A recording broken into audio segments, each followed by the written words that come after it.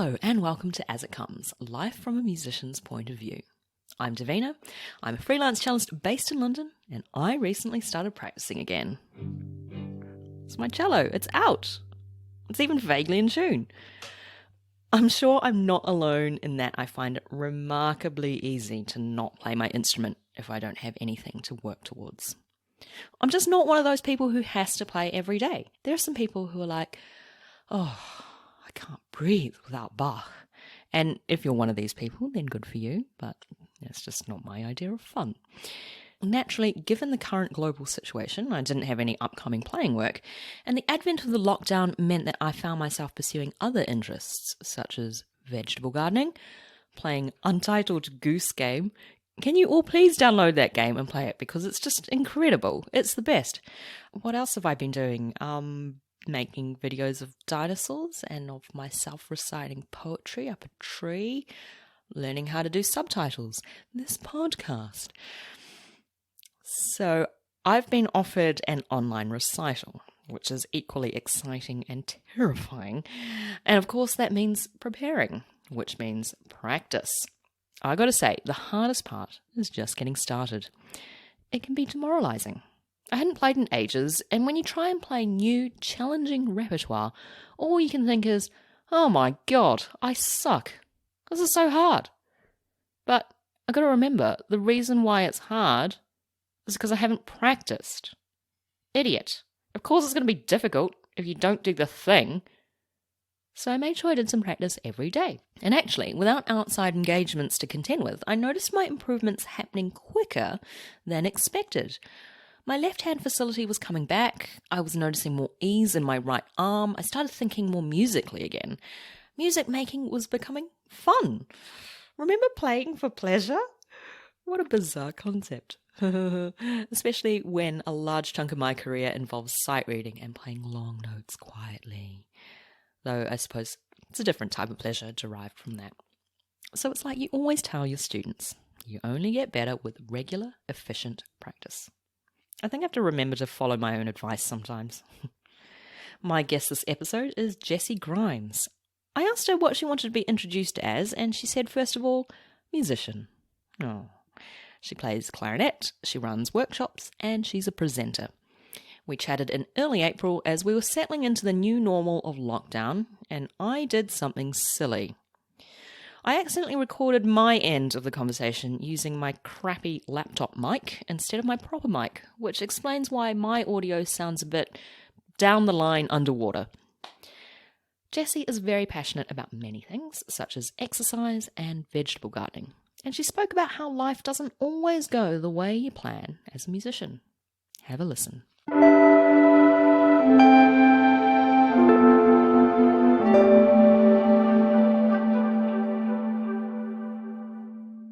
So, Jessie Grimes, thanks so much for joining me on the podcast remotely this week. Thanks for having me. It's weird, but nice to talk. Actually, I haven't seen you in such a long time in person, and it feels funny to be catching up virtually via Zoom. Yeah, it's weird. Same with like all friends now, though, isn't it? Like there's people I accidentally didn't catch up with before all of the gates came down, and now you have to just do it this way. That's it. Yeah. And also, it's quite funny because you don't have an excuse to get out of things. Unless you have another Zoom party, you can't be like, oh no, I'm really busy, or I've got a rehearsal. I'm enjoying practicing honesty, which is good. So last night, my wife had set up like a board game online thing, and I just texted everyone. I was like, guys, I'm in terrible form. I'm going to go for a run. I might join you afterwards. I might not. Yeah. Instead of being like, oh, sorry, something's come up. I'm just like, I'm not going to be good at this. So bye. Yeah. Well, I think this is the thing. I think Zoom is going to exercise people's honesty, as you say, and also people's compassionate listening. Because when you have a Zoom party, you have to take turns. You can't just completely monopolize the conversation. Yeah, absolutely. So, as we know, for all musicians around the world, it's been a pretty crazy time, and don't really need to say why. If you weren't in lockdown now, what would you be doing this week? I mean, I don't even know what week it is anymore.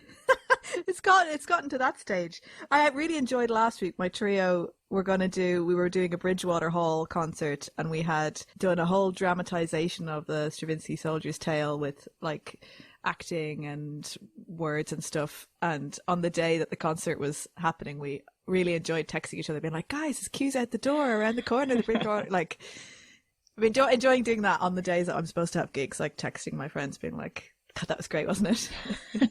I didn't play a single Rog note. Yeah, absolutely nailed it. I don't even know what I'd be doing this week. I guess it's the first week of the Easter holidays, isn't it? So I'm slightly different to like other orchestral musos in that I tend to cycle in my career between what I do. So like one month I might be just doing loads of playing, and another month I might not do any of it because I do workshop-y animateur stuff as well. So I had a series of projects in with CLS, City of London Sinfonia, doing work in psychiatric hospital schools. And of course all the schools are shut as well. So it tends to be rotating between playing or education projects and then juggling a bit of teaching in the middle of all that. I'm in a trio called the Jack Ann Trio, clarinet, violin and piano, or viola. Stephen is very versatile. We are still going to be doing the Albury Young Musician thing, AYM. They have like a youth kind of gathering of little talented musicians who play chamber music, and it's amazing. So we were supposed to be taking that, tutoring that. So we would now be preparing, meeting up in the pianist Caris's house, doing mainly chats and tea, but trying to plan what we're going to do and also rehearsing so that we would perform for the young people, which now ain't happening. So I'll be meeting later on with Albury to see what we can do instead. Yeah. Oh God, it's gutting having cancellations, isn't it? Have you got anything lined up for after the summer? I have one gig in September that got rescheduled. I usually do the Wexford Festival Opera, which is 6 weeks in Ireland, which I adore, just getting to be home and stuff as well. So like possibly maybe that in October, but who knows if that's going to happen. I mean, there's festivals I'm doing in the summer that I don't know are cancelled, but they're probably cancelled. I'm just waiting for the day that they cancel the proms. I mean, if basically like Wimbledon's cancelled, things like Glastonbury, massive things cancelled. Man, the proms has to get cancelled. There's going to be nothing to do over the summer. Do you know, I have a small part of me though that like is really, I journal for like mental health reasons, and I've been writing like day 23 or whatever. So from when we locked down and I did my last bit of work, which was the day before, you know, the week when they started doing all these announcements of like each day something got changed. Yeah. So I did my last thing running a workshop with the RPO on Sunday. And even that, I was texting the fixer being like, are you sure? My wife is severely asthmatic. So like, there's a feeling of like, I could go to the shops and then kill her. Like, Oh, no. you know, it's like, it's you know, that's where the worst thoughts go. So I was messaging them and they were like, well, we've cancelled all the orchestral gigs for the RPO. So this is small, so we can pay 5 players for a day. So we're really reluctant to cancel. And then I knew as a freelancer, if I cancelled, I would not get paid. So I went and did it. And I hated it. I was very anxious going up on the train. But anyway, so that was my last day. And since then, I've been kind of really enjoying it. I think I think we all do this, no matter how you do your work. I feel like us freelance musos feel like we're sort of on this eternally spinning hamster wheel that you can't really get off. And I teach at the Royal College on a Saturday, the junior department, these amazing students. It's like highlight of the week. But it means that I don't have a weekend too, because my wife is a 9-to-5er, kind of. She works from home, but it means we have Sunday together and then you're back to work. Yeah. So there was a sort of a big relief, I think, actually. I mean, yes, gutted, but actually to be like, okay, now life is these 4 walls and my little garden and going for runs and exercising. And actually for like mental health reasons, it's actually been quite good. I choose not to worry about the money because that's not going to help anything. And I can be proactive with different projects. I started to go online and do things, and I have a little bit of teaching. And actually for now, I'm really enjoying like doing my garden. And I've made a list that just says at the top, if you feel like it. But I think that's a really important thing to remember as a freelancer, is we don't always get to enjoy the perks that, say, 9-to-5ers get to enjoy in the weekend or their days off, because our days off can sometimes be so few and far between. Or either that, or you have a week where you're not doing so much at all. So then you start planning and preparing for the next project.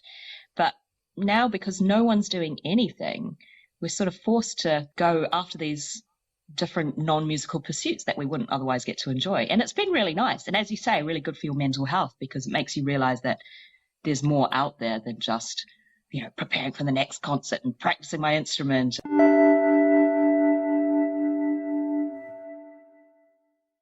As I mentioned before, it's been a long time since I saw you, and you mentioned that you were on trial for a job in an orchestra.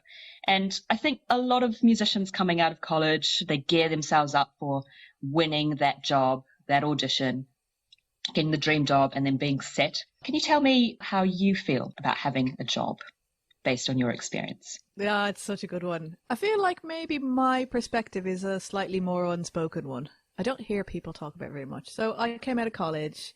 Started in Dublin, went to London, and I was like babe pig in the city, arriving, being like, oh my God, I can't believe they let me in. I auditioned for every conservatoire in the country because I thought I was so rubbish that they wouldn't let me in. And then everywhere, bar the Royal Academy of Music. Anybody listening? Still holding a grudge there. Didn't let me in. But I got a great scholarship to the college, and I was like, okay, maybe I could do this. And then things went really well at college. I was like, okay, great. And I left on a massive high, all these sort of prizey things. I'm not trying to do a brag, but just I worked so hard. I ate triple-decker sandwiches and drank Lucozade every day. I put on about 2 stone, but I was just furiously practicing. And I really got probably in some ways the peak of my technical ability at the end of that master's. And I came out and I was like, great, okay, I'm going to take over the world. I'm going to get a job. It's going to be amazing. And I auditioned for probably 15 orchestras and got nowhere. Nothing. Not a penny. I got a couple of you're on the extra list, which is nice. But it's sort of that toll of that rejection after rejection was really difficult. So eventually I was like, can I even get a trial? And all of this is going on at the same time as I'm also doing all this other work that's nothing to do with orchestra playing. So I finally did, and it was also an orchestra at home in Dublin, the RTE Concert Orchestra. And as I left Dublin for my master's, I had set this thing of the dream would be to get a job in one of those RTE orchestras. RTE is like the BBC of Ireland, because you get contract and all that sort of cool stuff, or salary, those things that we don't have. Yeah, sick leave. What? Human rights? So I was like, that's my big dream. I'm going to do that. I'm going to get, hopefully at some stage, I might get a job teaching at the Royal Academy in Dublin. And, that is the absolute pinnacle of a dream. And suddenly I was faced with the chance that that was a reality. There were only 3 of us on trial. There was a decent odds. And throughout the process of doing it, I think I realised it wasn't what I wanted. I don't think I was ready to move home to Dublin, which is a big surprise because I always thought I wanted to move home. But I adore my life here in London, and I have beautiful friends really close by and an amazing community. And the idea that there's no ceiling in what you can do here. Yeah. I mean, I think that's the thing as a musician, is that you can't be picky with where you get work, really. And while I think a lot of people think, oh, it's the dream to get that job back in your hometown, actually, you set up your life where you set down your roots, right? And as you mentioned, having a nice community, having a nice place to live, and just a nice variety of work, I think is really, really important. And it's quite surprising, I think. Yeah, and I think I learned a lot from my wife, who is a freelance filmmaker and storybook writer, young adult novels and picture books and things. But she went on a big journey from running a company with her sister to going it alone, having seen the freelance life I had. But she's really taught me about a way of thinking that I don't think us musicians have, of I can not take that work. I can not do that. I can decide I want to have this time off, or I can choose and actually look at it and say, it might be a prestigious gig or it might be a fancy thing, but actually doesn't pay me very well. So I'm going to say, unless you're going to pay me this much, this is my day rate now. And I think it was such a liberating idea, because orchestrally, I mean, the rates are set. The musicians union are like, this is what you're getting paid. But anything else that has any negotiation around it, I've sort of now been learning to value my own time.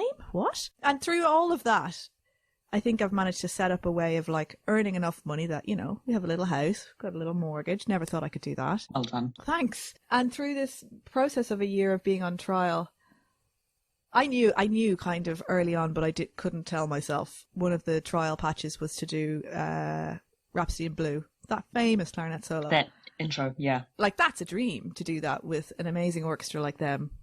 And I was also at the same time booked for a month of work with an orchestra called Sinfonia Viva, who are based in Derby, who do the most incredible education work I've ever done with any orchestra.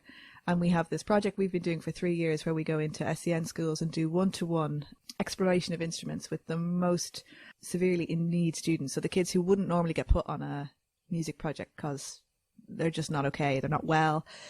And I chose that over Rhapsody in Blue. And I could have bailed out of the entire Viva project. And I think that was a real tell. Yeah. I tried a little bit, like, oh, any chance I could miss that date or two? And they were like, I'm afraid not, it's all set, so you have to choose. And that was a big moment of like, okay, that's telling me something about what I want to do. It's like following your heart as to what you really value, what you think is the most important work. Yeah. I mean, looking at it now, the amazingly talented, wonderful human being who did get the job has now got a contract and is getting paid, and I'm not. But like... It feels weird to tell that story to myself now. I think old Jessie would have been like, well, you just failed the trial. You didn't do it because you didn't get it. But actually, I know from about halfway through, the decisions that I was making were the decision for myself. And actually, ultimately, I think I'm so happy that that is not the way my life ended up going. The idea that you have control, actually, because I think often we don't. We think whoever books me, that's who I am at that moment. But actually, I'm slowly learning, hitting my mid-30s, that I've got my own power. Yeah, I think that's a really important thing to hold on to, especially in this time where we feel like we're not in control. So many strands of our income are just, falling through our fingers. But having something that you can really, hold on to. I mean, that's why I do this podcast, even though it doesn't make me any money, but at least it's something to work towards. And let's say that, I come out of the other end of lockdown having acquired a few more skills, that can only be a good thing. And I think it's just quite useful to think of these things as an investment in yourself, even if it's not earning you any money at the time. Yeah. Yeah. And I think I'm maybe also trying to make decisions not based on money anymore. Mm-hmm. And not based on status. I'm in therapy, so I'm big into the old self-improvement. The big question for me about that whole trial thing was like, who do I want to get that job for? And I realized the answer was not for me. It was for the person that wanted to impress people or the person that wanted to get approval. Yeah. And actually, that's not who I want to be. Yeah. I think also partly is that a lot of students coming out of college, they're not really quite aware of the breadth of the industry that's out there. I think a lot of musicians would come out of college and they see, okay, what are my options? Get a job, teach, maybe play with a few ensembles, get extra work, but they might not be aware of the other things that you do, such as presenting and amateur work and things like that. I think there's a problem in conservatoire still, maybe not anymore, or probably, that I feel like there's a sort of a ranking of prestige about the types of work. So top of the pile is the people who win a job, even the fact that you call it win a job. Second is like successful freelancing, working busily with like the big orchestras. And then underneath that is probably, chamber music, depending on the level of it, depending on the places you're playing, all that stuff. And then teaching is still, in some places, a sort of a dirty word, like what you do when you fail. Mm-hmm, yeah, there's that stigma, isn't there? And people say, "Oh, I'm just teaching." It's like, why do you say that?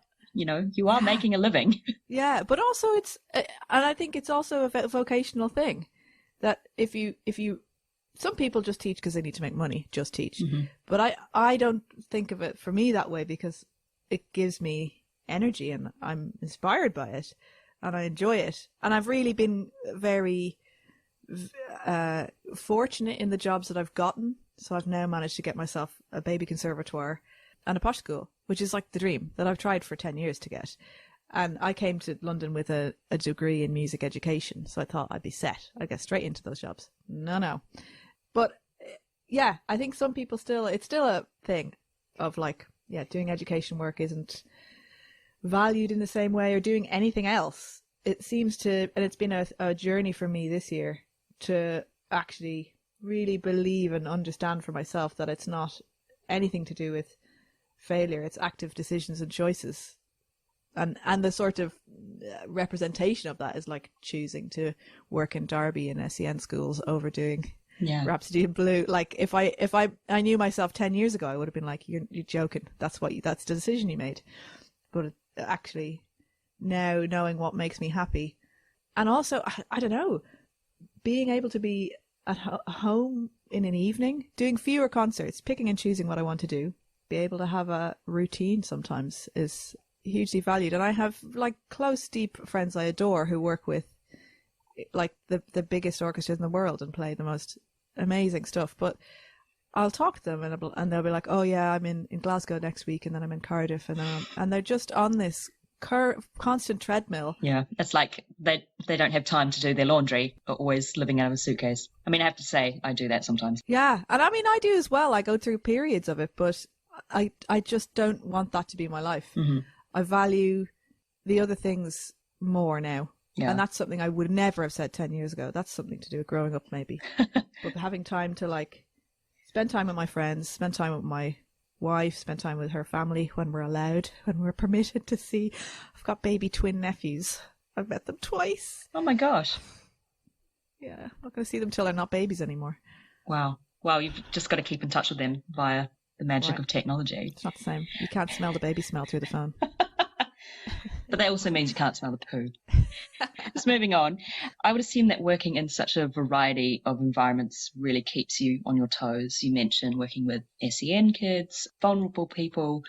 You've mentioned before working with homeless people as well, and vulnerable women.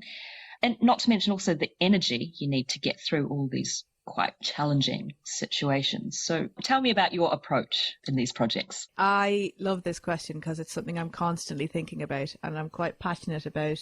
There's a small collection of, it's much smaller, sector, the sort of workshop leading thing that I've sort of found myself in. Mainly in the last 2 years. Slight backstory, had 2 massive hip operations, and as part of that I had pause for thought and say I can't travel and like get on a plane and go and do concerts. So what do I want to do? So I spent a bit of time investing in that area of workshop leading. I've worked for Live Music Now. Do you know that organisation? Yeah. They're amazing. I worked with them for 10 years with my trio, and I realised how much I loved that, working in special schools and care homes and stuff like that. So about 2 years ago I decided to invest a little bit more in that. So applied for schemes and things like Wigmore Halls and Spitalfields and what else? The London Early Years Music Network. They're quite nice. Sound Connections. And just got to know people. And again, through it's unfortunately, I think it's the same as the playing world. It is about who you know and who likes you and stuff like that. But fortunately fell on my feet and started to build up some nice work with that. So I am in all these diverse different places, and it does take a huge amount out of you. Like there was a week where I was doing a culmination of a 2-month project with 4 schools in Derby on stage and 6 in the audience, getting them singing songs written about the environment with an amazing talented man called James Redwood. And we were talking about this, how much it takes out of you, how exhausting it is. And then the next morning you're on a train and I'm back to London and I'm preparing, and the day after I'm in a psychiatric hospital working with inpatients, exploring music. And it takes a different type of energy out of you, actually. I come home really like drained and exhausted. I've like had to develop a language with my wife of like talking about how much battery I have. And it's in terms of not just energy battery, because she'd be like, why do you want to go for a run then? It's to do with how much you give of yourself. And you get a little bit of that, maybe more in chamber music than orchestrally, when you're connecting with an audience and you're sharing energy. I imagine it's like emotional investment, isn't it? Yeah, it's emotional, and it's hard to describe. It's an energy thing, because you're basically, and I'm realizing more and more how much I love this particular thing, which is seeing a human being in all of their wholeness, in all of their self. Doesn't matter if they're in a wheelchair or in a psychiatric hospital or in a temporary accommodation or something.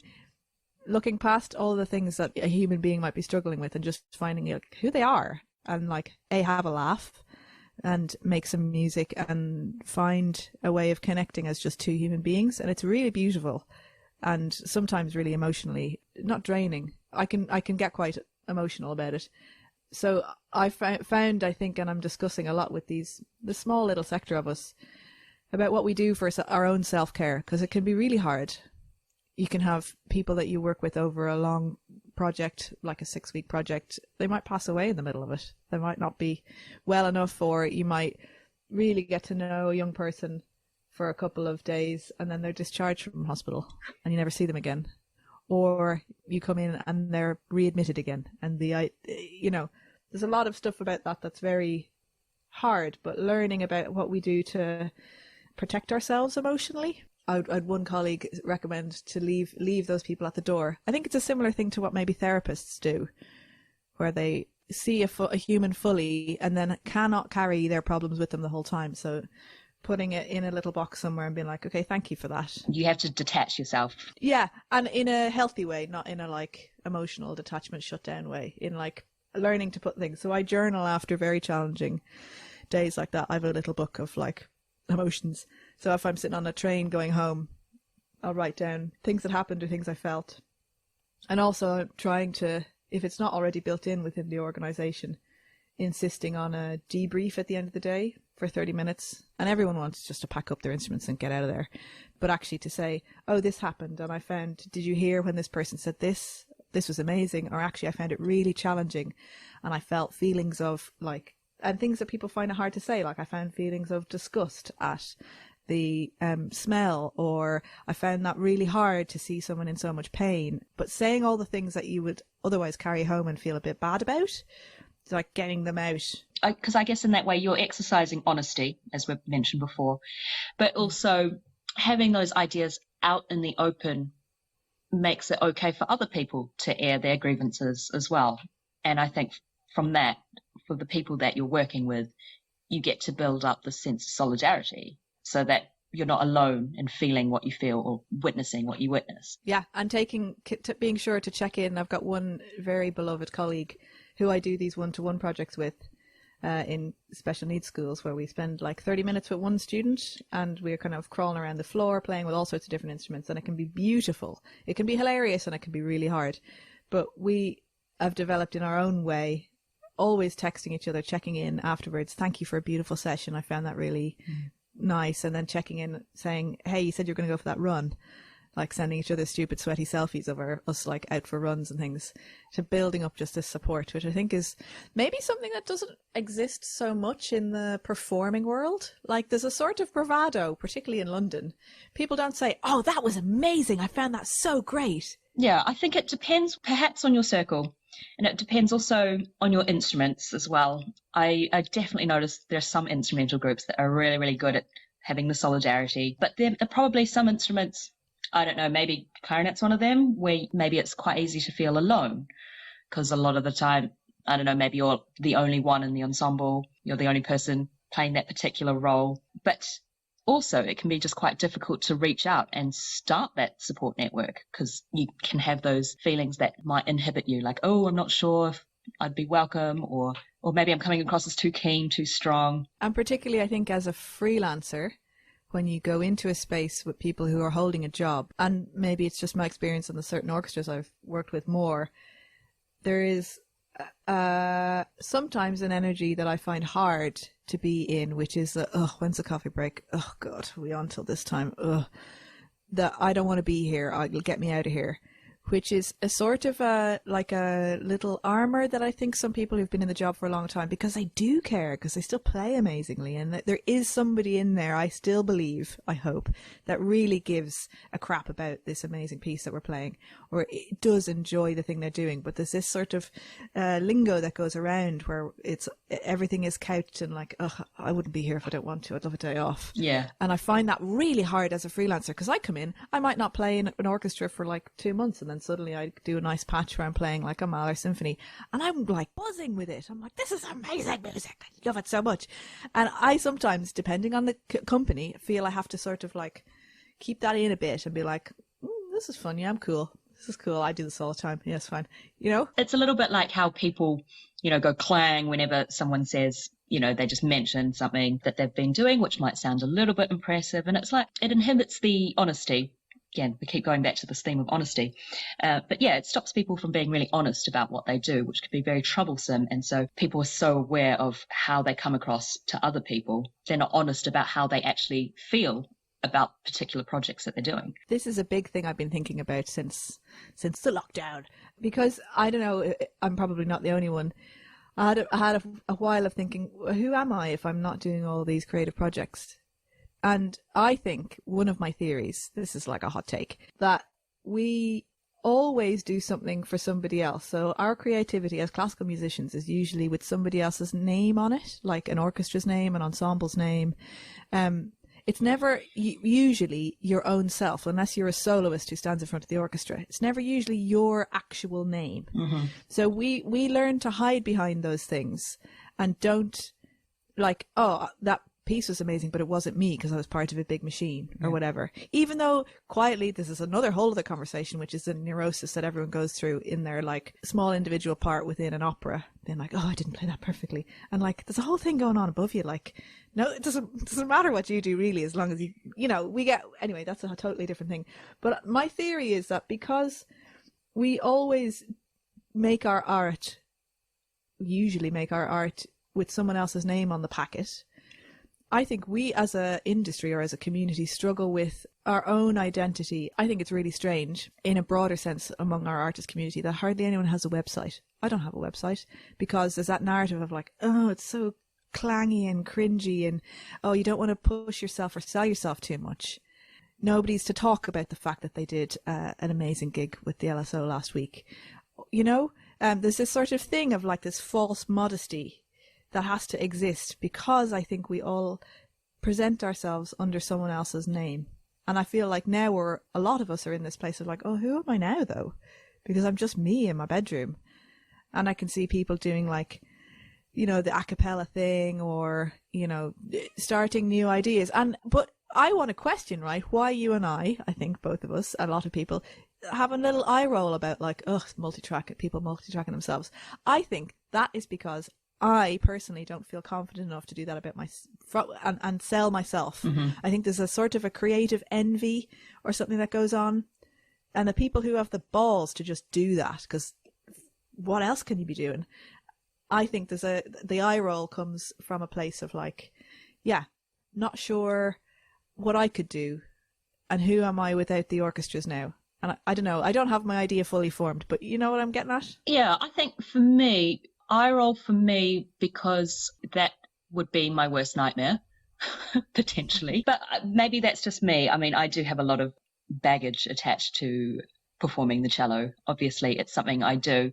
But I would sooner release an episode of myself playing the double bass, an instrument that I don't even really play properly, on social media, than I would release a short video of me playing cello 10 times multi-tracked on a cappella. It's so interesting, isn't it? I think it just depends. You are not alone, my friend. If you're one of those people that's blessed to not have that baggage attached to what you do, and I know a lot of soloists, you know, they have to be pushed on stage before they actually do the thing, and then they do it and it's absolutely fine, but there's a lot of anxiety attached to what they do. But there are a lot of people, their approach is more, oh, I'll just do it, see what happens.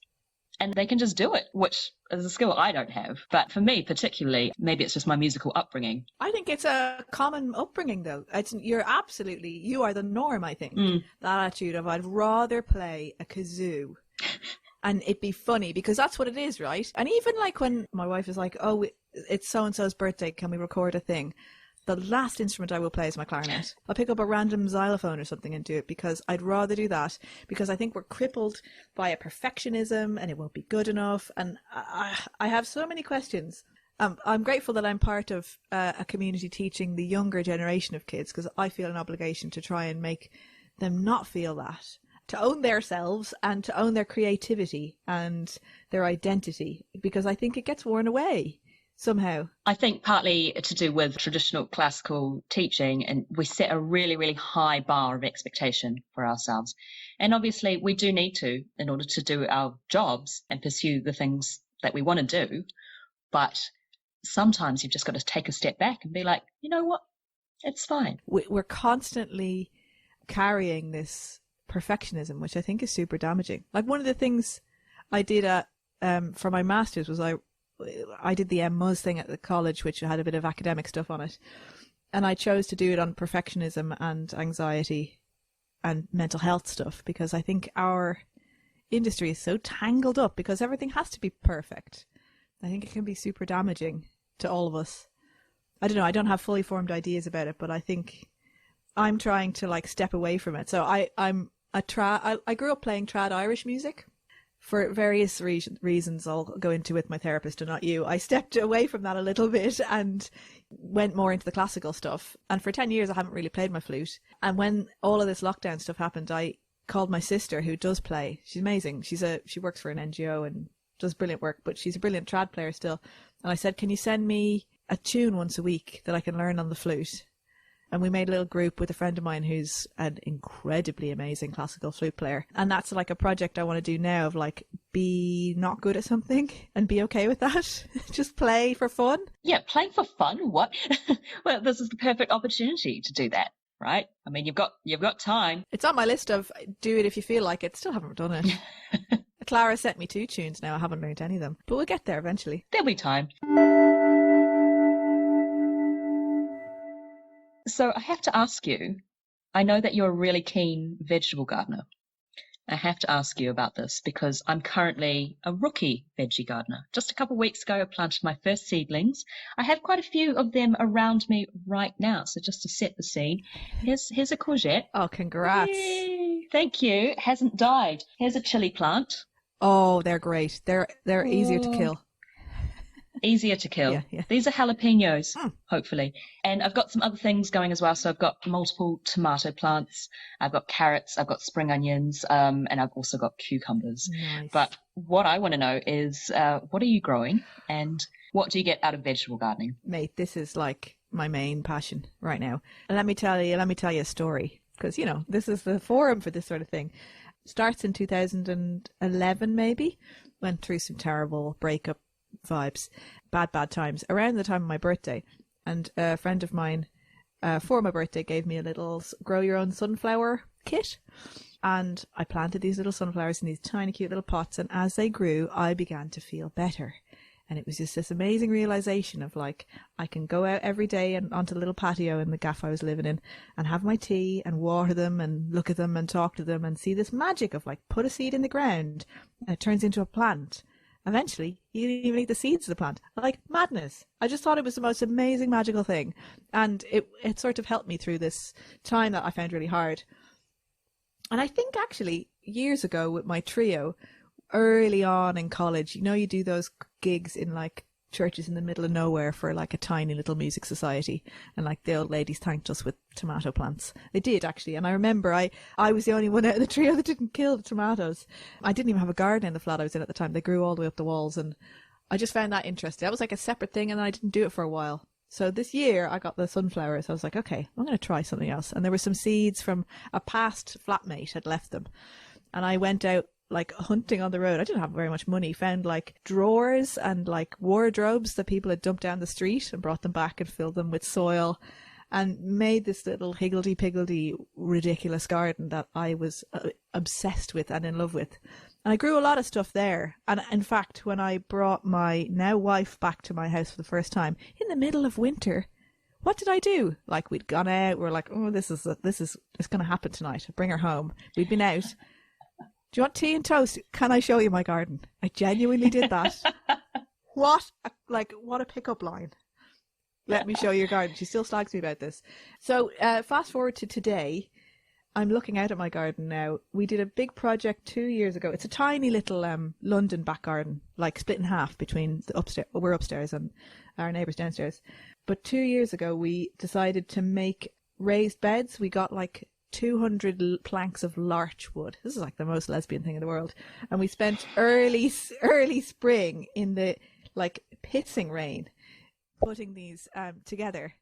So we now have 1, 2, 3, 4, 5, 6, 7 beds. Like, they're like 2-meter beds. They're massive. So the first year, it took so long to do. It took all summer just to make the feckin' beds. But we now have full of soil, and last year summer was the first summer of a big crop. So eventually I will have out there at the moment, because they grow over winter, I've got spinach and kale just there that I can eat whenever I want. We just finished the last of our own potatoes. I'm going to have, I mean, this is boring for anyone else, but I don't care. I'm so passionate. I find it really interesting because I think the thing about gardening is that it forces you just to take a little bit of time out of your day, doesn't it? Yeah. And to think about something that's not attached to anything else that was perhaps stressing you out. Yeah. And I think that's, well, part of the reason why I decided to get into it during this lockdown was financially. I thought I may have to live off the land fairly soon, Yeah. even though it's only my first year. Very ambitious. But also, I've never grown anything before. I know loads of people that do. They seem to love it. This is probably the best time and the best opportunity for me to try it. It is, and it's going to be great. And there will be a point in the summer we get a veg box delivery. They do the surplus veg and the wonky looking veg, so you're sort of saving stuff that would get thrown out. But eventually we will have to either go down to the smallest box possible or not at all, because I'm going to have courgettes and peas, kale, tomatoes, leek, beans, lettuce, spinach. That's so impressive. Beetroot. I'm still going. Squash, potatoes. I can set up a little, because my joke dream has always been like, I'll quit music and go and become a vegetable gardener and sell my stuff, my produce covered in muck for £5 each. I don't think anyone would buy it, but maybe now they will. Well, maybe now. I mean, there's a huge local market, I'm sure. Yeah. I'm also very recently, it's all to do, there's something, I think, about starting something from scratch. So everything I do, I'm very stubborn. It has to be from seed. And the thing I just have gotten into now recently, very passionate as of like 4 days, is making sourdough. I got a friend of mine who's just given me sourdough mother yeast. Made some sourdough. You and the rest of Instagram, I have to say. Well, here's my top tip for the lockdown. It's now a month yesterday I have been off social media. Not like left it because, you know, career, blah, blah, blah. But I do not check it ever. And it's the best thing in the world. So okay. I think part of me might have been like, oh, I'm not going to make bread like every other jerk if I'd been on Instagram. But the fact that I'm not, it's so great. So you're not going to see all those billions of sourdough starter photos and sourdough pictures out there. I won't tell you any more about that then, so as not to burst your bubble. If anything, I'm probably spending more time on social media. This is just me, because I like staying in touch with my friends in that way, and I see things that remind me of people I've been thinking about, but also my husband Mark. So we're big fans of cats. We love cats. We have a cat called Romeo, the podcat, assistant producer. He started this thing on his Facebook page. This is the cat, called, right? Yeah. Oh yeah, no, Mark. He started this thing on his Facebook page called Daily Romeo, where he just puts up a picture of Romeo, no caption, no explanation, and he just invites other people to post pictures of their cats. And I tell you, it is one of the most joyous things about this lockdown. Getting people say things like, this is the highlight of my day, which, like, you know, to other people it might sound really, really sad, but I can really connect with that. It's just something really little, and just something, again, very honest about being like, this is something small that makes me very, very happy. My quitting of it was way before all of this virus stuff happened. I was reading a book called, I can't even remember what it's called now, basically Saturation of the Digital Age, and about how to, digital minimalism, that's what it's called. And the whole thing was about questioning the role of different tech in your life and challenging you to thinking about like how many pickups of your phone, all that sort of stuff. And the challenge was to pick the thing that you think is least useful and just bin it for a month and see what happens, see what would happen to your time. And for me, I was compulsively on social media, just checking it. Some of it's great, some of it's joyful. Twitter is a wonderful place full of hilarious people. But also, for every happy thing, every like cat or sourdough loaf, there's also somebody doing something that you're either envious of or being a bit of a jerk online. And that for me was outweighing the positive. In terms of like, I was just there of a Tuesday in the afternoon and suddenly I was feeling angry or jealous or annoyed or sad, and having that like emotional stuff being thrown at you all the time, almost uninvited. Like if you imagined it just suddenly in your living room, like somebody screaming, there are thousands of people dying. Like, I don't need that. So I choose now, twice a day, I'll look at the news. I sound really smug. It's really annoying. No, I think in a way, I'm not going to be giving up social media, but my way to go about that, as you say, like to avoid that onslaught of information, is to choose what I follow. Yes. And who I follow. Mm. So this is why I feel like Instagram's quite a happy place, because yes, there's lots of sourdough and lots of cats, but also just nice pictures of pleasant things. Facebook can be a bit sometimes, because you just get all these people like shoving articles down your throat, all this information about coronavirus that really, I don't need to be looking at this. So yeah, I hear you. Yeah, I think, and his thing is not to totally bin it all, but at the end of the month, have a reevaluation and say, first of all, what did you do when you weren't doing all that checking of your phone and the news and all that sort of stuff? And like, did you read a book? What other things? It's about like all the hours in your day that you can claim back. And I think part of that will be when I get to the end of it, I'm not really diligently doing it, but what did I miss?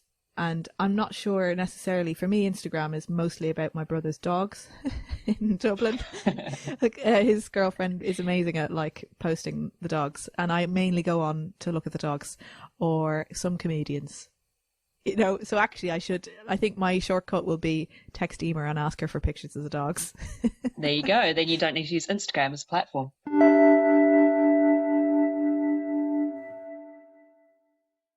I have a segment every episode of this podcast called the Wildcard Question Round. And this is where you have the choice to choose what I ask you next based on 3 choices. Bring it on.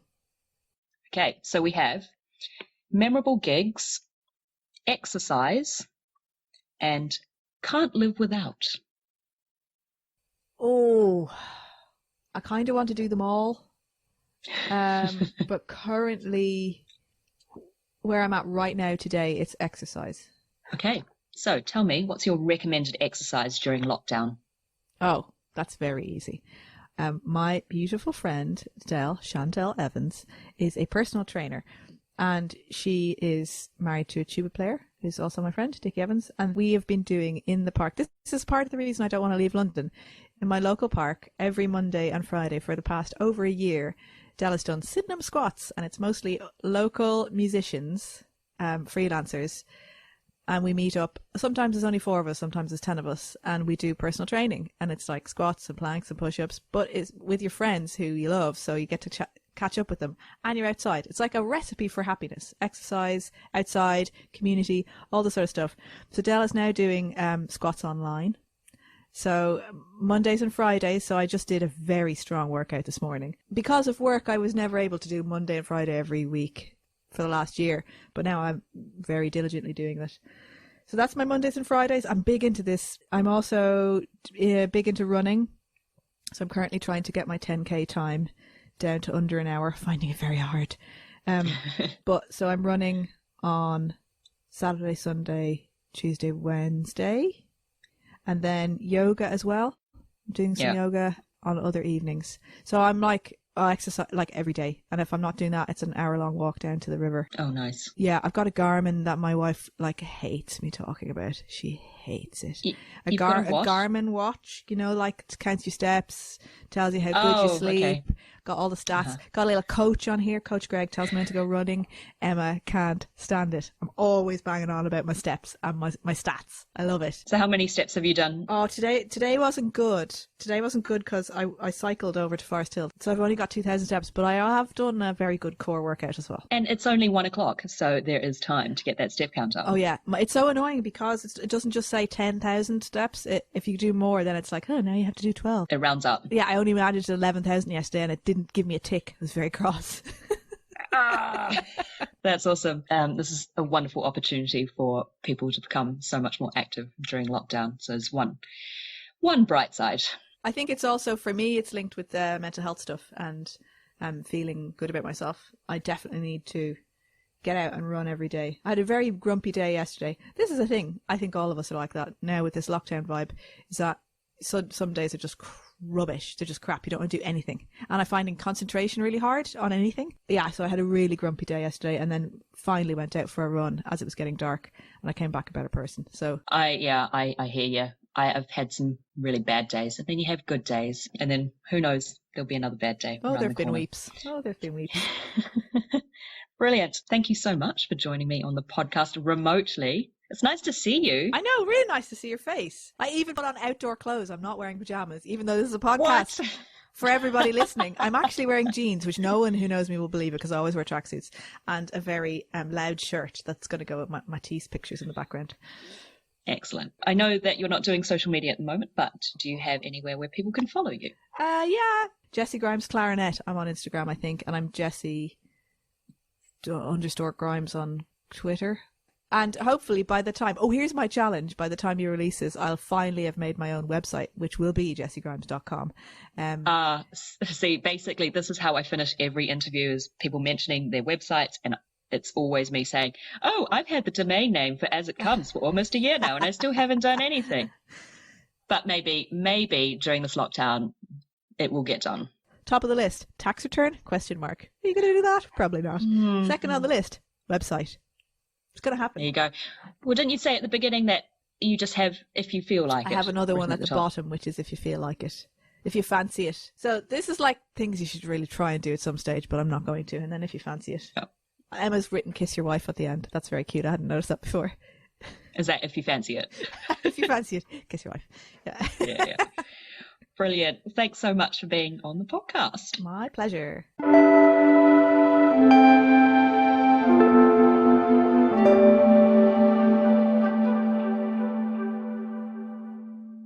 That was my conversation with Jessie. Huge thanks to my friend James Bryant, a sound wizard who helped me out with cleaning up the sound. You can imagine my panic when I was presented with a file that sounds like this. But thankfully, James was able to get me out of a tight spot and we could salvage the file. Thanks, James. This week's Music College Didn't Prepare Me comes from various people who are now working or trying to work in supermarkets. As musicians, naturally a large portion of our income sources has dried up, so many of my colleagues are looking to supermarket jobs to get them through this difficult time. And from what I hear, it's not easy. Some supermarkets require you to submit an essay as to why you want the job. A lot of musos would find that challenging unless you did an academic degree. Which reminds me, I wrote a thesis 10 years ago about the shared idiomatic characteristics of Beethoven's F major works for cello and piano. It was earth-shattering research right there, I tell you. I can't believe I did that. It's quite triggering. Anyway, it's not so simple to just submit your CV. There are countless applications being submitted every day, therefore numerous rejections due to other applicants who've scored higher, or there were competitive levels of interest. In fact, that's one thing Music College has prepared a whole lot of people for: the rejection. The panel very much enjoyed your playing today and appreciate your preparation. However, the standard was very high and we are unable to offer you a trial on this occasion. We wish you all the best for your musical career. Sounds familiar? Seems kind of trivial now. A friend of mine is doing early morning shifts starting at 5 a.m, packing online orders. So that means she's home in the afternoon and sleeps from the early evening. Slight problem on Thursday nights though, at 8 p.m. Here in the UK, people are applauding the NHS workers at this time, which means it's difficult for my friend to get to sleep. What's worse is that she lives in Scotland, and one of her neighbours is a professional bagpiper who's been utilising their skills to show their appreciation for the frontline workers. So I think that's been difficult, to say the least. How about in future we show our appreciation for the NHS by not voting Conservative? If you have an experience that Music College didn't prepare you for that you'd like to share or have discussed on the podcast, then let me know. Email me at asitcomespodcast@gmail.com. That's it for today. Special thanks to Roz Nagy for my logo, Daniel Elms for my jingle, and James Bryant for additional sound work. Magnificent thanks to Jessie Grimes for being my guest this episode and giving me useful advice for not killing my vegetable garden. And thank you, listeners, old and new, for tuning in. It's very heartening to see new people discover the podcast, so welcome. And to everyone, I hope you're keeping well and safe during these mad times. I'd love to hear from you, so do get in touch at asitcomespodcast@gmail.com. Like and follow the podcast on Facebook and Instagram at asitcomespod. Remember to rate and review on Apple Podcasts or wherever you get your podcasts, and spread the word. Stay well, and chat to you soon. Bye!